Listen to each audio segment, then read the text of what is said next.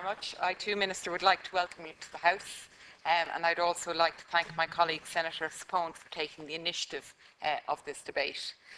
Instead of focusing on a single definition of homophobia, we need to acknowledge that homophobia presents itself in a wide spectrum, ranging from violent hate crimes to far more subtle forms of discrimination.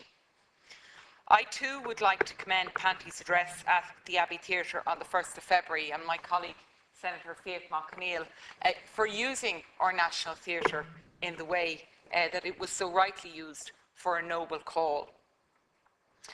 She articulated so succinctly the impact of subtle discrimination and homophobia on a person's psychic and mental well-being, causing them, in her words, to check themselves at the pedestrian crossing.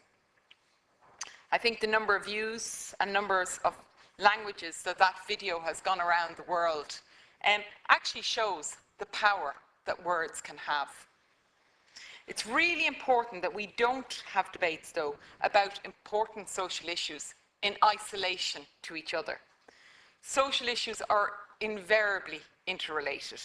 Homophobia, self-harm, suicidal ideation, suicide.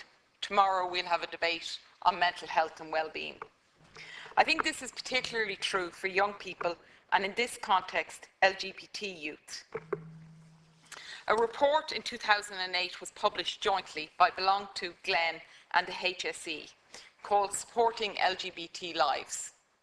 And that report found that 50% of LGBT youth have thought about suicide. 20% attempted suicide. LGBT young people are 7 times more likely than their heterosexual counterparts to experience mental health distress. It has also been established that young people identify their sexuality at age 12 on average, and the average age of coming out is 17. This 5-year period in which young LGBT people come to terms with their sexuality is vital. Living in a society where anti-gay bias exists can lead to many difficulties in this critical adolescent period. All this demonstrates the extent to which homophobia presents in society and impacts on the individual. The survey found that 80% of LGBT people have been verbally abused because of their identity. This is simply unacceptable. LGBT people must be treated as equal citizens, and we must actively work to eradicate homophobia or discrimination, or any type of discrimination from our society. We live, I think, in a society that's obsessed by labels. We need to celebrate difference, and this can only be done through robust, open, and constructive debate. I was involved in a campaign a few years ago where the slogan was, "We need to keep labels for jars, not people."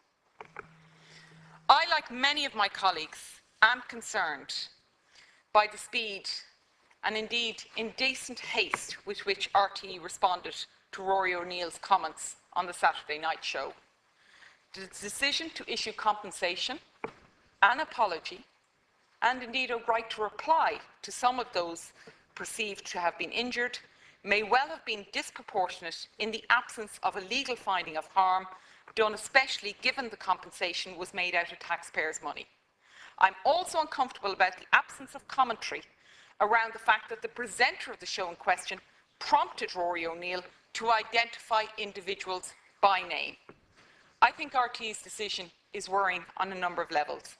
I feel it has negative implications for freedom of expression and also the manner in which debates around marriage equality will be conducted in the future.